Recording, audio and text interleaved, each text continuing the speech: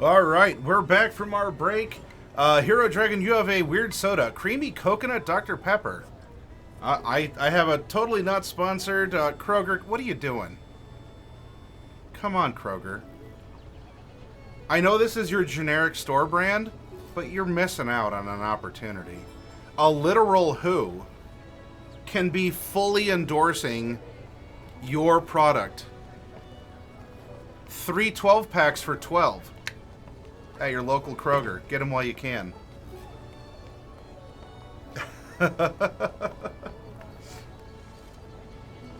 All right. So that was a good break.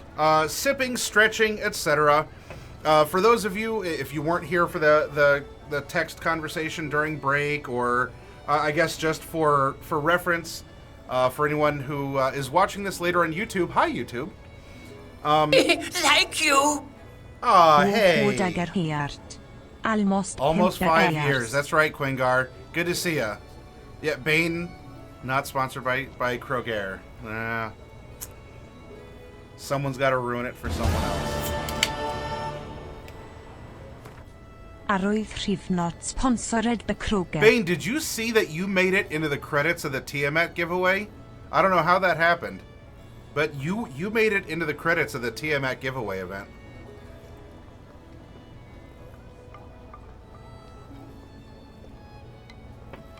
After Fav says, I enjoy these reviews even if I don't like the systems. As an OSG player, I pick and choose Mission Mash all the time.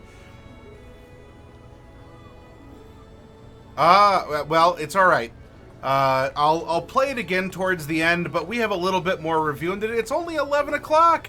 Oh, it's like I started on time at 8 o'clock tonight in this new time slot. Interesting. Fascinating how that works. So for those of you out there, I did, so Purunga brought up a very good point that the system is, in 5th edition, not that I'm holding Daggerheart to D&D in general or 5th edition in particular, but it's what you do as a druid, as a cleric in 5th ed, right? You swap your stuff out. I ran. I didn't even just play. I got to play a little bit, but I ran 4th edition for a good long while. And using those cards, that was standard. That was bread and butter for melee classes and everything, right? You drop them into a 9-pocket sheet and you go forward from there. So I do see that 4th edition was an inspiration. Maybe it's just because in the time that's passed, and it could just be a personal thing that I haven't played. It's weird, despite my profession, that I haven't played card games in a while. But I had this growing sense of dread as it kept mentioning cards, that this would be a system with an accessory system like that. Now, Wolf Queen also did say, but also those cards, and hey, I sell them, and they're pretty quick sellers in the store. I sell 5e item cards and spell cards because they are handy references, and they are, and it does keep a character sheet pretty clear when you don't have a bunch of small written notes. So now that I got to vent my initial speed bump, I'm not turning away. I'm not going to go on Twitter and say, Daggerheart is literally the worst thing ever. This is the ruination of all TTRPGs. I'm not going to do that. I have an open heart for the dagger to be plunged into still, and I want to see how this plays out. But if I didn't get it off my chest that this card system is a hesitation in this first blush, then I would carry that, right? If I don't express it, if I don't get it out, I would carry it with me, and I think that might unfairly taint the observations to come. So, with that, as we've had a break, we've refreshed ourselves, right? We'll find our moment of zen, our oneness, our wholeness, okay? And we will carry forward because this system, like I allowed for, could very well be airtight, and it's a ton of fun. and the cards and choosing all this stuff doesn't get into the way of the flow of the game. Because reading that in the introduction, that always interests me. Can the flow of the game be maintained without a bunch of minutia making people hem and haw? That was a drawback. Why a lot of people, felt that 4E was like a video game, or or even like a turn-based one, where your turn could just take forever. Because I'll tell you, having ran it for years, you would have people sitting there going, "Yeah, well, so what's the most efficient? Yeah, I still have this daily I can use. Yeah, you have an encounter power? Uh-huh. Yeah, I know, it's just 3 level 1 goblins, but we need to be the most efficient possible, because we have scarce resources as for our attacks and spells. Uh-huh. So, and then a half hour later, finally someone does something against the level 1 goblin. So, that's another part of the hesitation, because I have experienced stuff like this. I've gone through it. And it does seem like maybe that's limited because you could only have 5. You can only have 5 things you do at any point in time. And then I start hemming and hawing, and my brain goes, well, why is it only that? Or if I know it, if I can swing my sword a certain way, can't I always do it that way? But also, I haven't seen what all of these abilities and stuff are. So anyway, I'm rambling. Let's pick up. Let's continue to explore Daggerheart and see where it goes from here. I may very well be turned around. I will be redeemed like Sprig in the Tiamat story, and we'll go forward from there. But great points that were brought up, and I appreciate the conversation. Yeah, Belladonna, if you're doing coloring book pages, not this Saturday, but next Saturday is when they're all due. Just so you all know, Bane or anyone else, if you want to get in on that $400 Gargantuan Tiamat giveaway, then not this Saturday, but next Saturday is the time to do it. Let's see, where were we? In chat, 4E was to advance for its time.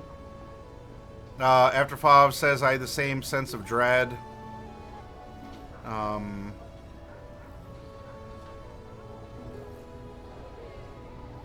Yeah, I guess that's what I thought when I saw them, as opposed to actual deck building thing.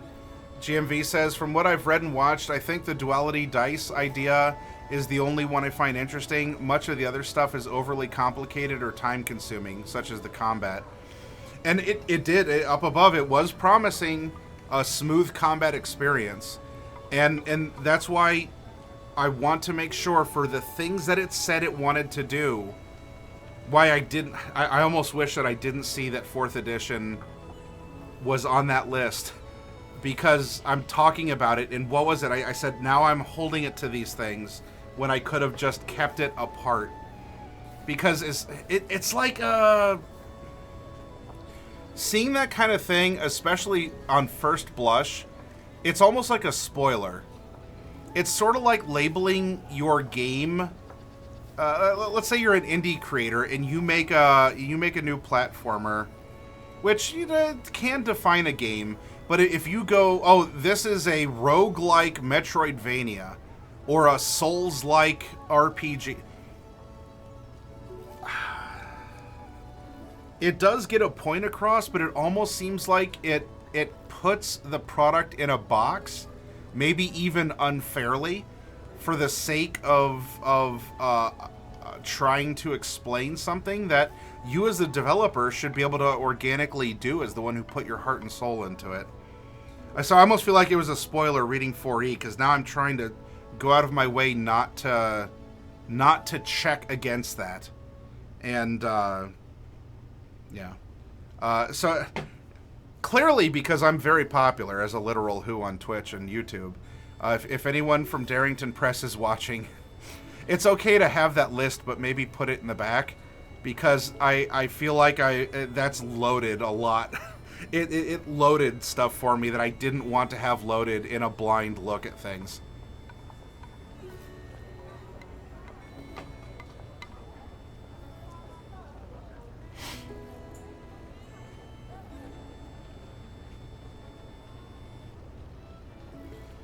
Perunga says, the combat I actually think is a really neat thing. The lack of an initiative order is something that I've seen a lot of DMs online talking about and loving in their home games. I also want to point out you can watch the CR cast playing the first iteration of the beta on YouTube and see how the combat plays out in real time as well. It sounded complicated to me when I was reading it, but seeing it played it cleared it up a ton. Yeah, I believe that Critical Role did have a special episode about that. And there are differences between reading an instruction book, user manual, and actually just having someone demonstrate it in front of you to watch and listen and play with the pieces. Afterfuff says, you don't want to read through it just to realize it's a clone of 4th edition. It's like someone telling you that you will love a movie only to see it and realize it wasn't what you thought it would be. I don't think that having cards for abilities wouldn't cause much more resource holding than... Yeah, and so these are things that have come to mind, and I want to express them, but please understand, everyone, that I'm not throwing this out as a reason to not look into the system, to not download this free playtest that you yourself can take the time to read and sit down and go over. There is a lot of other hemming and hawing. There is a getting used to your because you may not even at a point need your cards because you're so confident in your abilities already that the cards are an afterthought, right? So my vocalizations of what is coming to mind, take it as that. Here's an idea that it popped out. We can address it. We can compare it to other things and say it might not be as bad as what is currently there, or maybe it's worse. Or maybe it actually makes it, 25% more efficient. Let's have these conversations. I probably sound very defensive. I've spent 12 minutes now sounding like I'm on the back foot of something, and I think that's because I don't want to come across as a negative person, as, an outrage-style person, where something inconveniences me with a game, and suddenly it is ruination, and Western civilization is going to hell, or whatever else, right?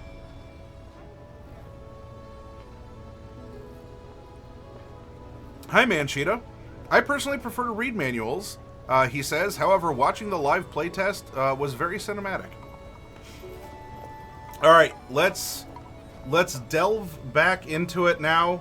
12 minutes into it. Let's take a look at we left off here. During character creation, you'll choose one of the classes in this section along with one of its subclasses.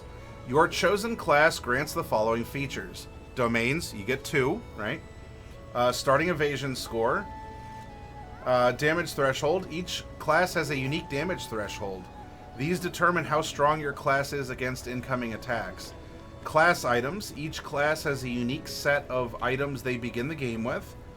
Each class has a unique move or set of moves you can utilize during play.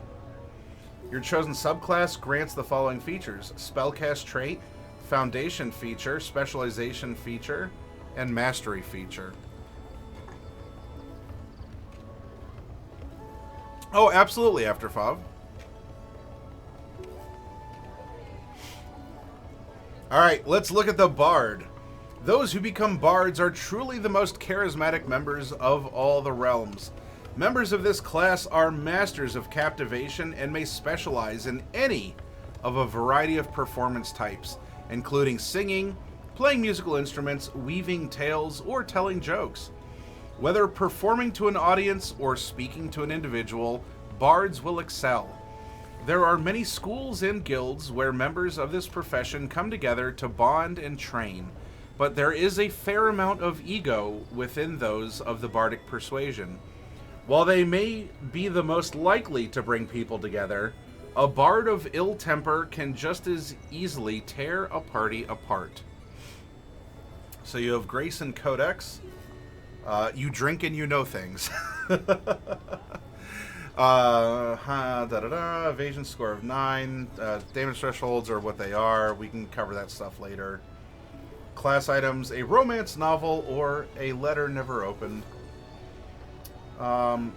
Rally, once per session, when the GM brings the action tracker into play, describe how you rally the party as they head into the fray. Then give yourself and all allies a d6 rally die. Anyone can spend this rally die to roll it, adding the result to an action roll, reaction roll, or damage roll, or clearing stress equal to the rally die result. At the end of the session, all unspent rally dice are cleared. The rally die you distribute increases to 1d8 at level 5. If you're creating a bard, choose either the wordsmith or troubadour subclass. Play the wordsmith if you want to be persuasive and powerful, using clever wordplay. When presence is a spellcast trait. When speaking to a person you're trying to impress, persuade, or offend, you can spend hope and add 1d4 to the action roll against them. Once per long rest, you can use an action to give a heartfelt, inspiring speech. All allies that can hear you clear a stress. Specialization feature. You know your moving words can boost the morale of the group. Once per session, when you use your skills as a linguist to encourage or exhort an ally, you can do one of the following. Allow them to find a mundane objet or tool they need. Help an ally without spending hope. Give them an additional downtime move during a rest.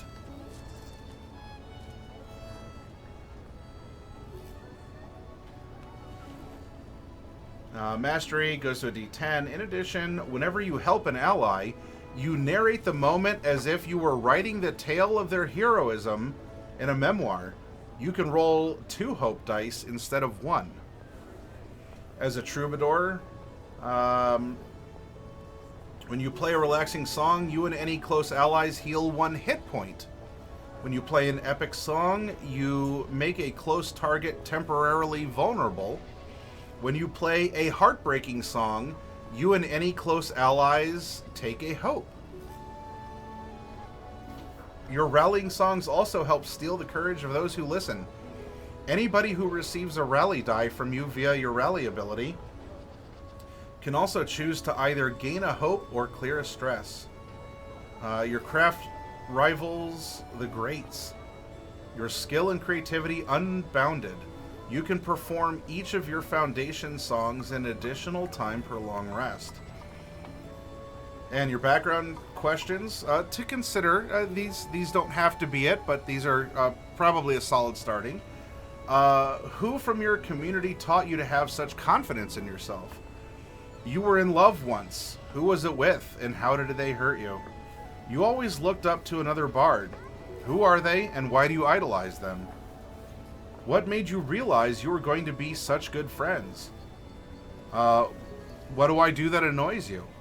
Why do you grab my hand at night? So these are good ways to, to do all that, to help foster your background and to build connections with other party members. All right, Heretic. Thank you for lurking.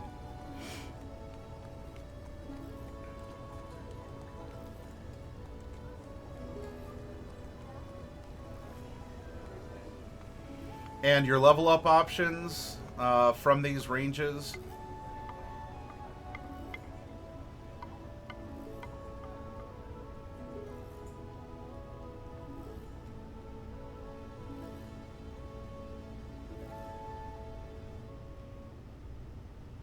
So let's see, 2 to 4. When you level up, record on your character sheet, then choose 2 available. So that you'll end up choosing 6.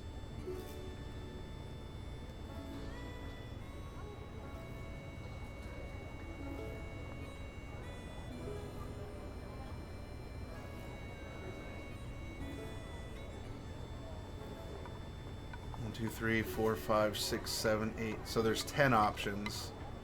And you'll get 6 of them between 2 and 4.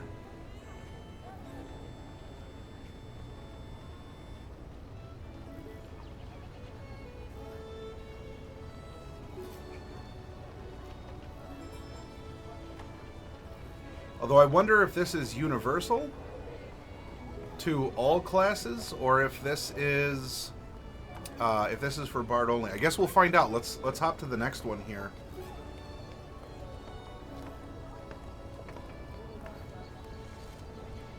Because then you also get 2 from the list below, or any mark from the previous tier as well.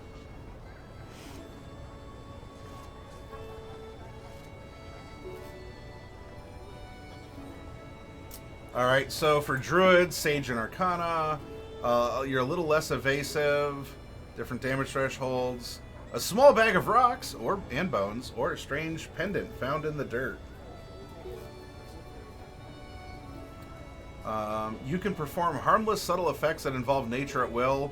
Examples: causing a flower to rapidly grow, summon a slight gust of wind, start a campfire, etc. Beast form: mark a stress to transform into a magical creature from the beast form list, equal to your level or lower. While transformed, you can't use your equipment and domain cards, but you gain the features, attack trait, and armor score of the creature. You can drop out of this form at any time.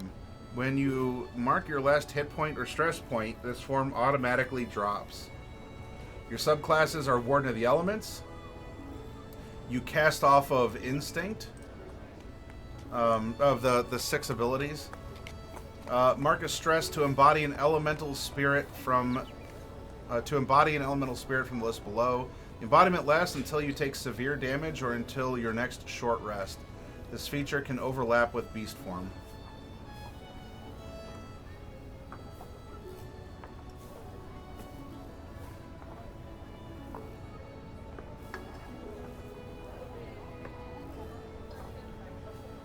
Okay, so the effects grow there. Warden of Renewal. You also cast off of Instinct. Once per long rest, you may create a space of natural serenity around you. After spending a few minutes resting within the space, you can clear stress equal to your Instinct trait, distributed as you choose between you and your allies.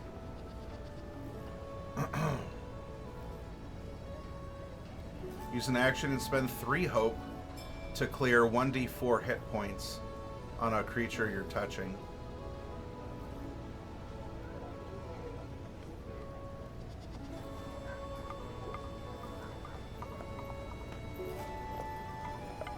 Why was the community you grew up in so reliant on nature and its creatures? What was the first bond you made with a wild animal? Why did it end? Who has been trying to hunt you down? What do you think they want from you? And connections, what did you confess to me that makes me leap out into danger for you every time? What animal do I tell you that you remind me of? What affectionate nickname have you given me? Okay, the level up, wait, are the level up options the same? Increase 2, that's the same. Hit point, stress, I think those are the same.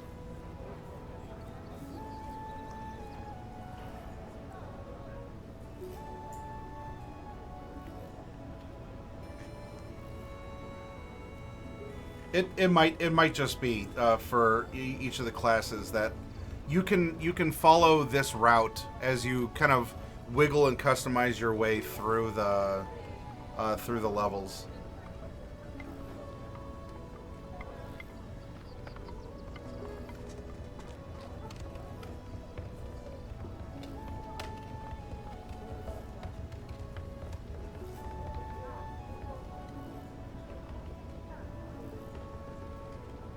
Various beast forms that you can take.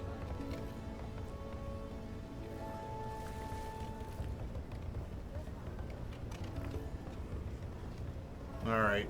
I don't have a setup to do any sort of math crunching where, to go, this is mathematically, this is clearly the best option ever.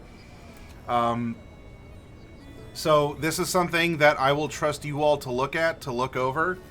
that you are bounded by your level or lower to these forms that can do something. This, if I recall correctly, a while back, this was kind of similar to a direction that Unearthed Arcana for D&D was taking, where instead of specifying various creatures, there was just sort of a concept of an animal spirit, and it really just had kind of floating stats that it did make things, I guess, consistent, but at the cost of the extreme customization of the various animals too, right? Yeah, Manchita says, I'd be interested in seeing how it plays over time during a campaign. I've only seen it played in a one-shot. And I think... I was it for this part? I said it kind of feels like... I'm getting... You know what? I'm getting this kind of, like... The world, it is high fantasy. There's magic. Nothing wrong with that. I like it. This definitely goes for that, there's a golden horizon and you're the big damn heroes of the land. That's the type that this is leaning into. I mean, could it do horror or something? I mean, I'm sure it could. Any system could do anything. But I get kind of this. Like, I get, as I'm reading through this, kind of Breath of the Wild style, or if not even that, because I think I said like a bright kind of a plastic world, a video game world. The sensory imagery coming to mind is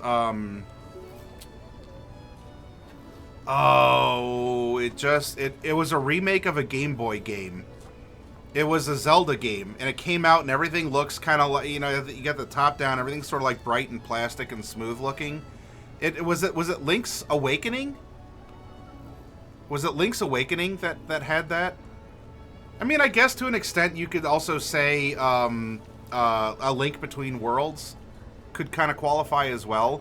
Like, it just has that, yeah, I'm in a fantasy adventure video game kind of a feel to it, which... it carries its own strength and hope and sense of fun. I very it's very Zelda, says Manchita. Sounds like Zelda. Yeah, like I'm getting these kinds of like this is like the feel, the vibe I'm picking up from it, which is said very neutrally.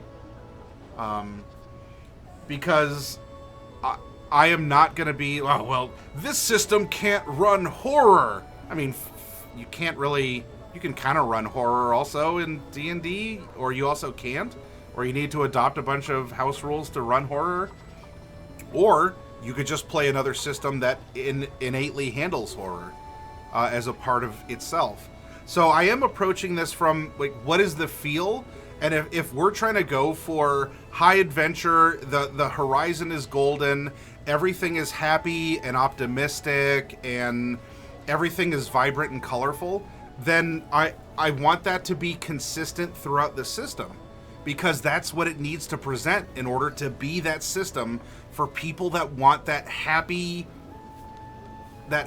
golden horizon style feel of being the big damn hero.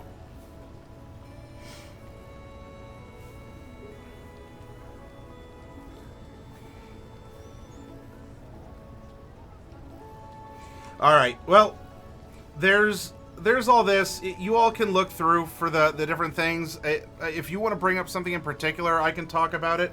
I don't want to spend, because we've already spent a half hour, and half of that half hour was me trying to explain my feelings about this while also wanting to move forward. So I am going to move forward. You can read about all of this other stuff. It's here tonight. I'm not interested in trying to balance out the mechanics, measure damage per round, or anything like that. Yeah, so that's that. Ancestry. Ancestries represent the lineage of a character that affects their physical appearance. That being said, any character might also possess characteristics that do not fall within what is standard or average within that ancestry. Each individual within an ancestry will also view the world from a different perspective. For example, one elf might believe they have quite large ears in relation to their siblings, but a furbolg could find them proportionally small compared to their own. We hope this provides you with a window into the obvious, or the various physicalities of the creatures that populate Daggerheart. As you continue to play and meet members of each ancestry, you'll have the opportunity to learn about the nuances and unique qualities among them. You'll also notice that within the world of Daggerheart, the term people is used to refer to all ancestries. They each possess unique characteristics and cultures as well as personhood. Each ancestry has one or more ancestry features, a unique move or set of moves that are granted to them by their ancestry and can be utilized in play. Some are spells or abilities that can be activated during a session, while others are passive bonuses or unique downtime moves. If you'd like to make a character that combines more than one ancestry, see Mixed Ancestry at the end of the section. Clanks are sentient mechanical beings built from such materials as metal, wood, stone, and clay to resemble humanoids, animals, or even inanimate objects. Like organic beings, their bodies come in a wide array of sizes and may change and adapt based on time and need. Because of their custom construction, many clanks have highly specialized physical features. Examples include clawed hands for grasping, wheels for movement, or built-in weaponry. Many clanks are known to embrace an individual's desire for body modifications, including those based in style or function, and members of other ancestries might turn to clank artisans to construct highly customized mobility aids and physical adornments. Because of their construction, a clank's lifespan extends as long as they're able to acquire or craft new parts, making their physical form effectively immortal. That said, their minds are subject to the effects of time and will deteriorate as the magic that powers them loses potency. Decide who you were created by and for what purpose. When you generate your experiences at character creation, choose one that reflects this purpose and increase it by 1. And various sketches for inspiration.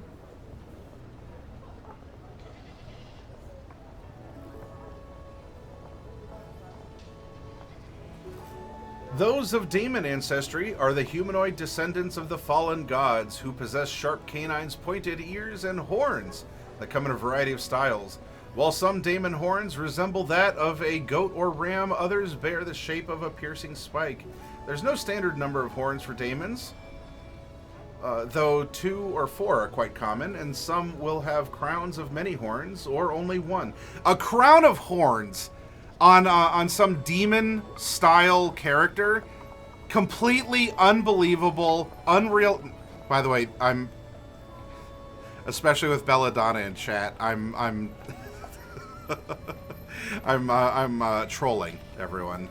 Yeah, who has a character with a crown of horns and demonic ancestry? Get out of here. 2 out of 10. That's it. I'm canceling the system on Twitter, everyone. Hang on, I think I have an emote for this. 1 second here. Oh. There we go. There she is. There she is. Yeah, and purple? Oh. Did I say 2 out of 10? 1 out of 10.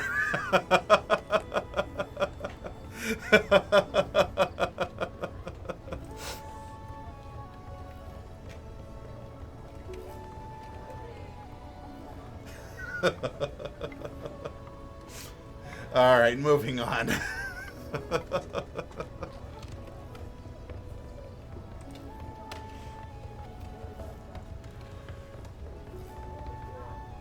Okay, so general.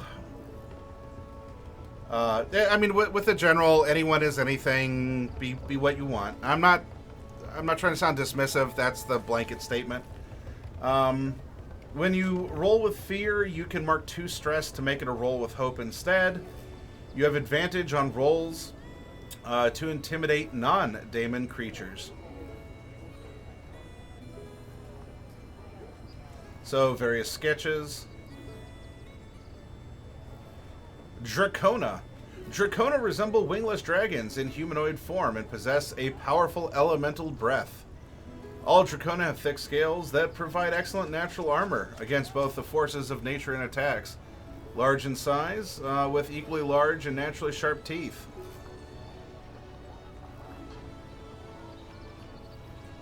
At character creation, choose one of the following elements to describe your elemental breath. Fire, ice, lightning, poison, acid.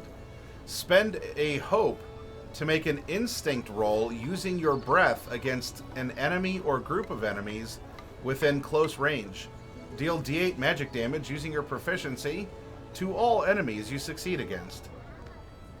So, dragon, here is kind of a dinosaur, right? Triceratops. It looks like these ones were given, they were given tails.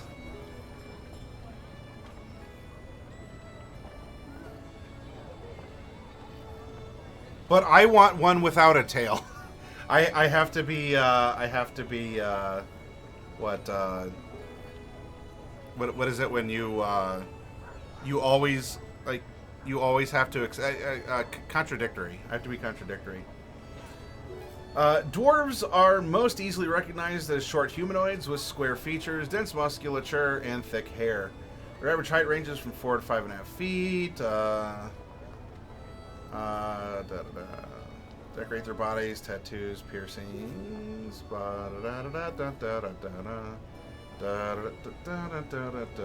When you take physical damage, you can spend 3 hope to have that damage.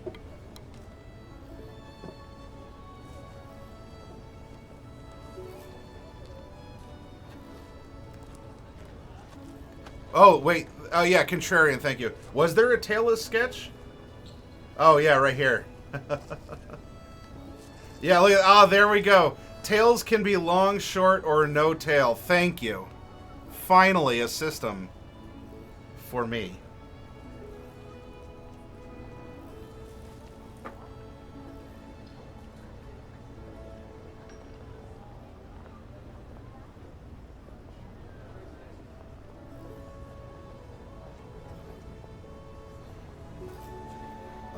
Elves, tall humanoids, pointed ears, attuned senses, etc., etc. During a long rest, as one of your downtime moves, you can choose to drop into a celestial trance. When you do, roll a number of d8 equal to the stress you have marked. Then clear all stress. If 2 or more of these dice roll are the same number, also clear all hit points.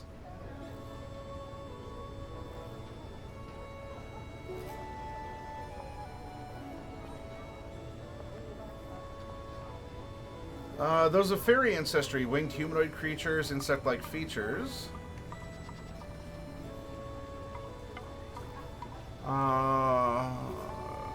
Closely resemble humanoids or bugs. They may possess additional arms, compound eyes, lantern organs, chitinous exoskeletons, or stingers. The average height of a fairy ranges from about 2 to 5 feet. Mark a stress to take flight for a number of minutes equal to your level. While flying, your evasion score increases by 1.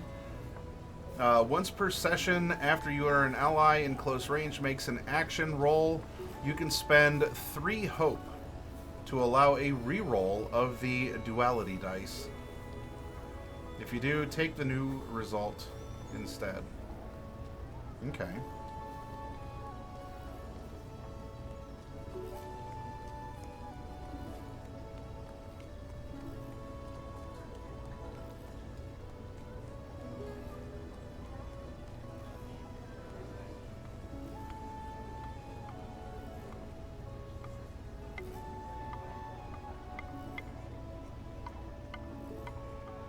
Fawns resemble goats in humanoid form with curving horns, square pupils, and cloven hooves.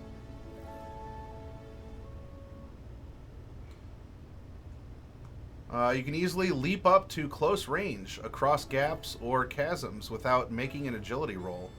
On a successful melee attack, you can mark a stress to kick yourself off the target, adding 2d6 to the damage and pushing either them or yourself out of melee range.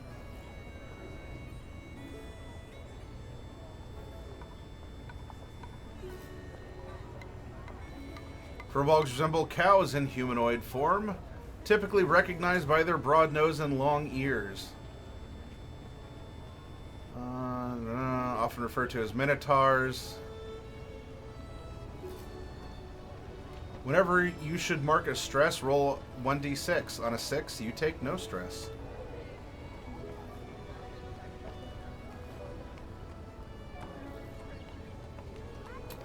Fun Grill. Humanoid mushrooms.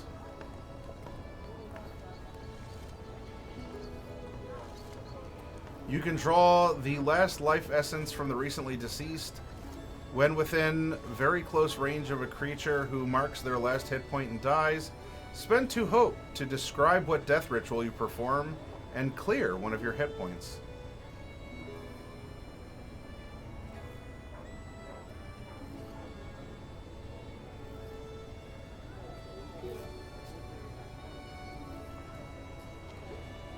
Those of Galapa ancestry resemble anthropomorphic turtles with a large domed shell into which the head and limbs can retract.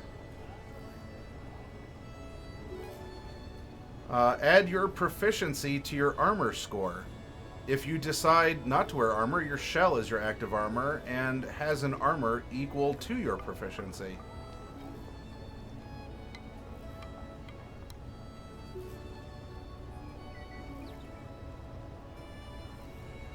Giants are very tall humanoids, 6.5 to 8.5 feet.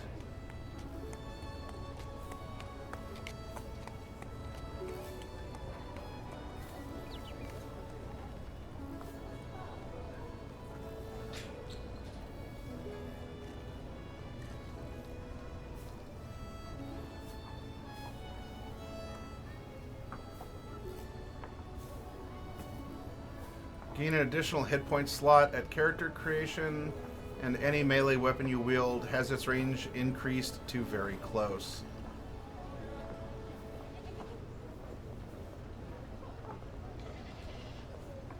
Goblin ancestry, small humanoids, keen hearing.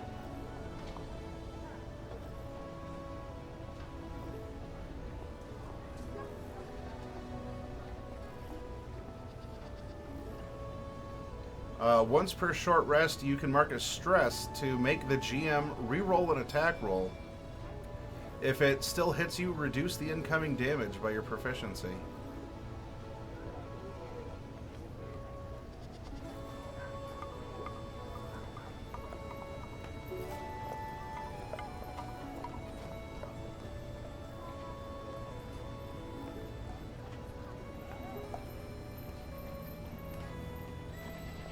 Halflings at the beginning of each session give everyone in your party a hope. Additionally, you can always re-roll a 1 on your hope die, taking the new result.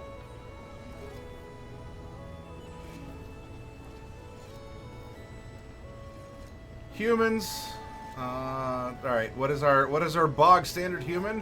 When you fail a roll that utilized one of your experiences, you can mark a stress to re-roll. You must take the new result.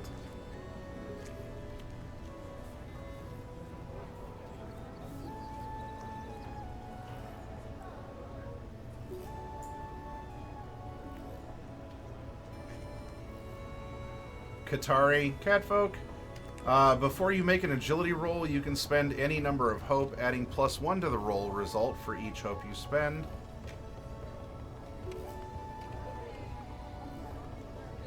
Orc, at character creation, and every time you level up, raise either your major or severe damage threshold by 1. So you grow tougher over time.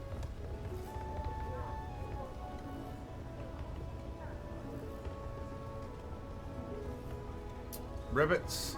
You can breathe and move underwater just as easily as on land. You can use your long tongue to grab onto things close to you.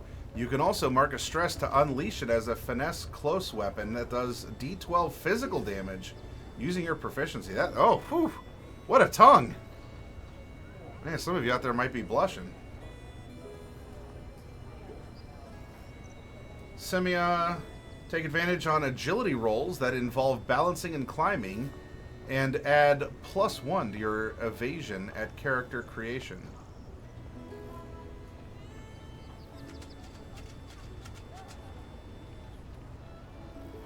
Families within the world of Daggerheart are as unique as the peoples and culture that inhabit it. You may meet characters with a close resemblance to their parents or those who descend from a line of many different ancestries. The physical appearance and skill set of someone can be shaped by blood, by magic, by proximity, or a variety of other characteristics. If you decide that your character is a descendant of multiple ancestries, you may use the mechanic below to select their ancestry. When you choose your heritage at character creation, write down how your character identifies themselves. For example, your ancestry could be Goblin Orc or just Goblin with Orc in their lineage, or a name you choose like Toothling. Choose one ancestry card as usual, but you can choose it from any one of your ancestries. Although your family has shaped you in many ways, this skill is the most significant to you. If you and your GM prefer, you can work together to create your own ancestry feature that reflects the influence of multiple ancestries.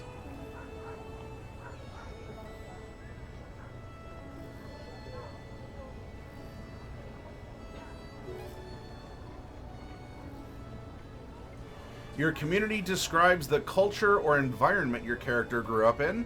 Though it's likely they were a member of numerous communities during their upbringing, this choice represents the one they feel influenced their personality and current skill set most. Like Ancestry, describing the characteristics of a collective is nuanced, as people always view others through the lens of their own experience. For example, while a seaborne sailor might feel their own community is particularly strict, a character from an Orderborn metropolis might find that group very changeable. An individual's relationship with their community also creates a wide variety of experiences. If your character has fallen out with the place or people that define their upbringing, they may continue to carry that influence, but might be on a quest to live differently than they were taught. As you explore the following communities, imagine the variety of ways they might manifest in your game. Some community cards reference locations, others an ethos, and still others a common goal. But no two places that fall under the same category are the same. If one Wanderborn caravan travels the world willingly and another was expelled from their home by force, both the material trappings and someone's feelings about their lifestyle would be very different. When you build your character, you may be inspired by the details from communities different from the ones you've chosen to play. As always, this aspect of the game is meant to be utilized in the way that best serves your group's game. Each community has a community feature, a unique move or set of moves that are granted to them by their community and can be utilized in play. Some are spells or abilities that can be activated during a session, while others are passive bonuses or unique downtime moves. Being part of a highborn community means you are born into a life of elegance, opulence, and prestige within the upper echelons of society. Traditionally, members of a highborn community possess incredible material wealth. While this takes a variety of forms depending on the community, gold and other minerals, land, controlling the means of production, etc., it always comes with incredible power and influence. Highborn highly value titles and possessions, and there is very little social mobility within their ranks. It's not uncommon for members of a highborn community to control the political and economic status of the areas in which they live based on their ability to influence people and the economy with their substantial wealth. The health and safety of the less affluent people who live in these locations often hinges on the ability of this highborn ruling class to prioritize the well-being of the subjects over profit. You have advantage on rolls you make to consort with nobles, negotiate prices, or leverage your reputation to get what you want. Being part of a lore-born community means you are from a society that favors strong academic or political prowess. Lore-born communities highly value knowledge, frequently in the form of the preservation of history, advancement of politics, study of science, honing of skill, or collecting of mythology. Because of this, many lore-born communities are not closely tied to the landscape. Very often, this collective will construct and maintain structures designed to protect physical books and records, and they will only engage with nature and the physical world in a particularly intellectual way. While some Loreborn collectives are isolationist, others use their knowledge to make deft political maneuvers in a larger governmental landscape. Some Loreborn communities, such as those surrounding a college or attached to a guild, are smaller enclaves within wider societies, and they may operate with a separate and unique ethos. You are well read. You have advantage on roles regarding the history, culture, or politics of a prominent person or place.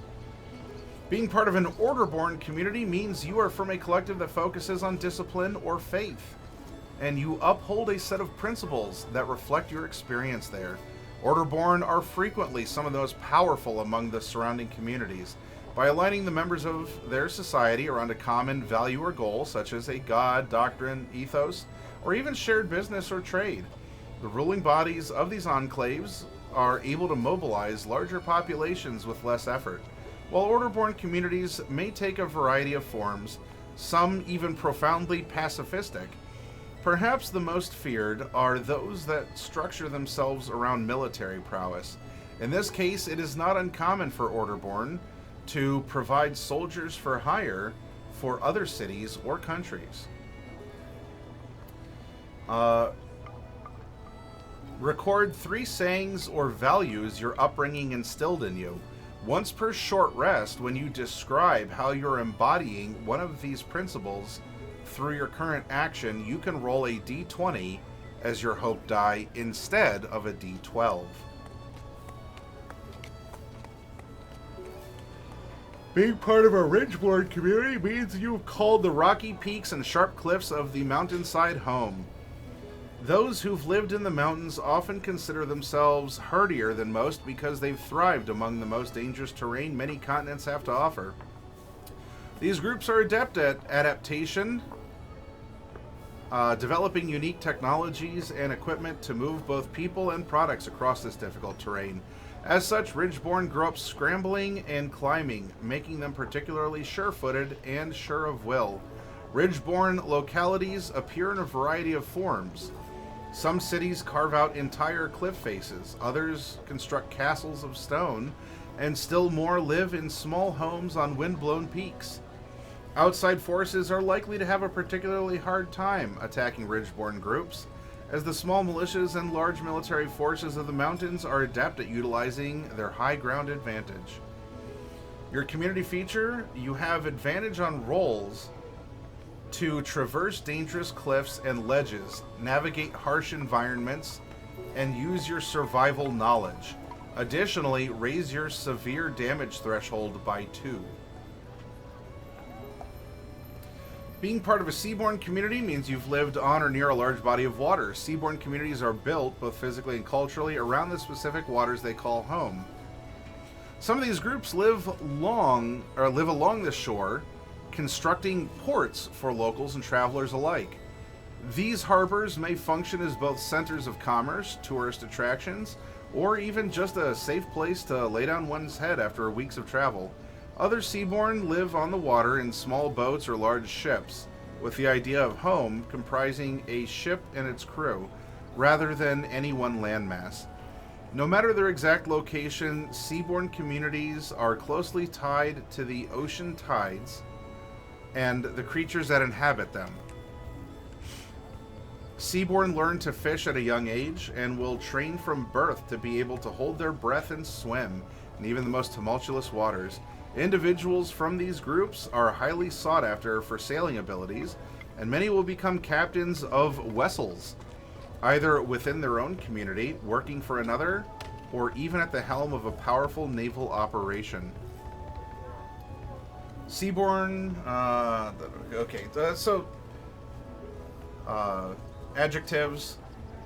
Know the tide. You can sense the ebb and flow of life and have learned to embrace its rhythm. When you roll with fear, put a token on this card. Before you make an action roll, you can spend one or more of these tokens to add them as +1 modifiers to your roll.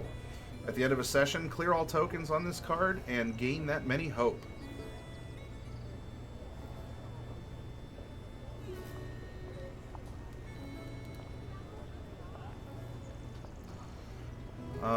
Being a part of a Skyborn community means you come from a group that operates outside the law, including all manner of criminals, grifters, and con artists.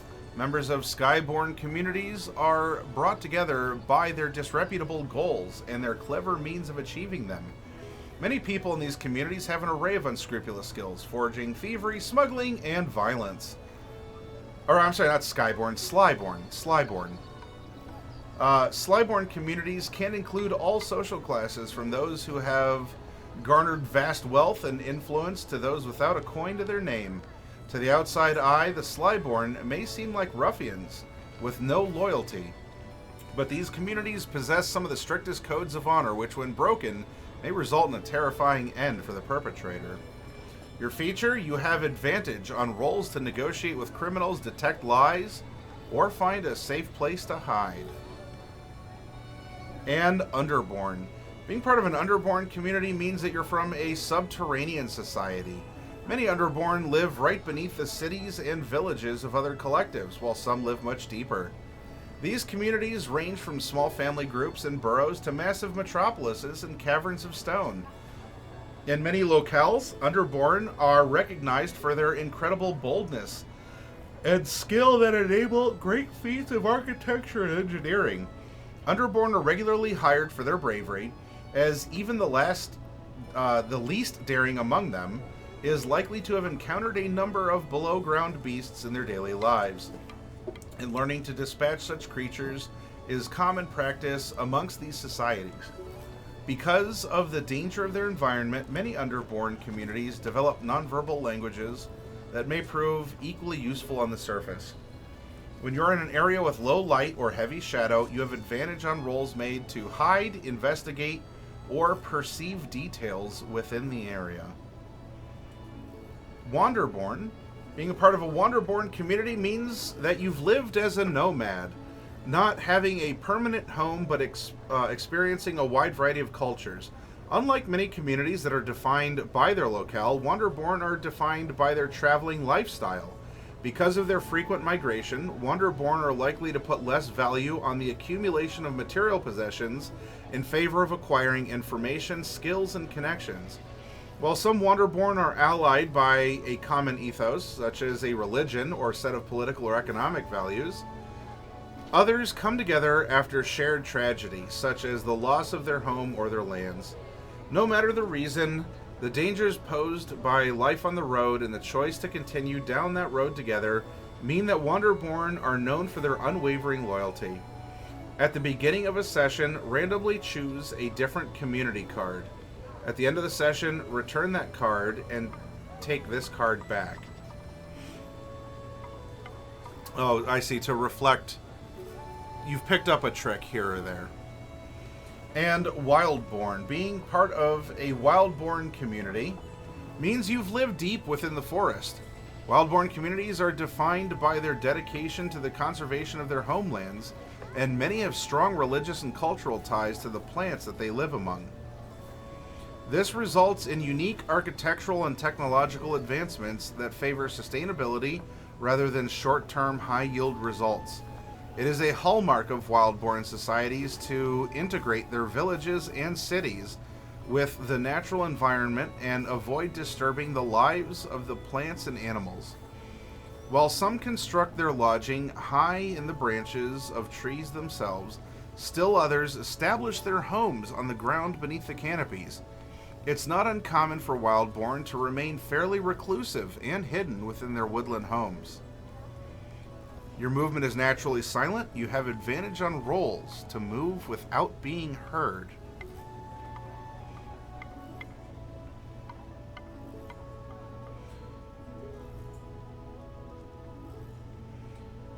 There are spells and abilities in Daggerheart that designate the use of particular assets and senses, including sight, sound, touch, and movement. Like players' characters may be blind, deaf, or mute. They may have disabilities or limb differences, or any number of unique qualities that occur within individuals. Just as there is no set style for weapons combat, there is no set style of casting within Daggerheart. No spell requires spoken language or spoken motions. For example, sign language is equally viable for a wordsmith bard as any spoken language. If you read a domain, ability, spell, or other instructions in the game and notice that the directions don't apply to your character, such as a blind PC spell affecting a target you can see, work with your GM to adjust the requirements of that effect. For example, you might utilize another sense, specify mechanical range, add narrative character details, address it through world building.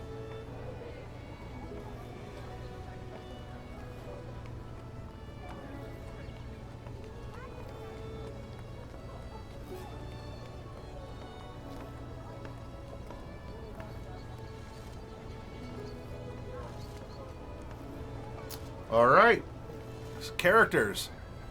Character section complete. This means that we'll be picking up the next workshop here at Chapter 2.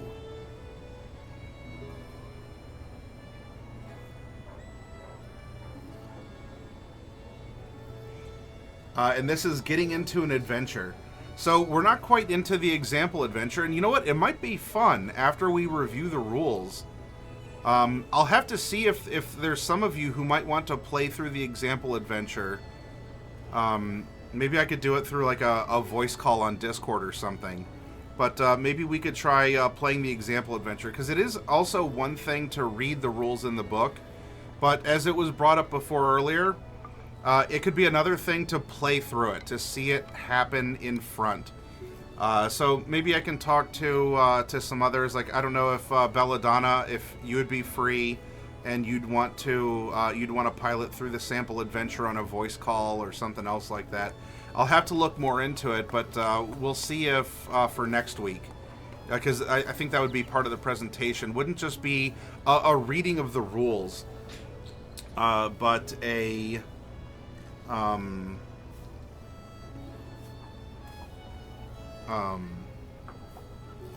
an application of them. That's probably the best way to put it. An application of the rules in a real-time environment.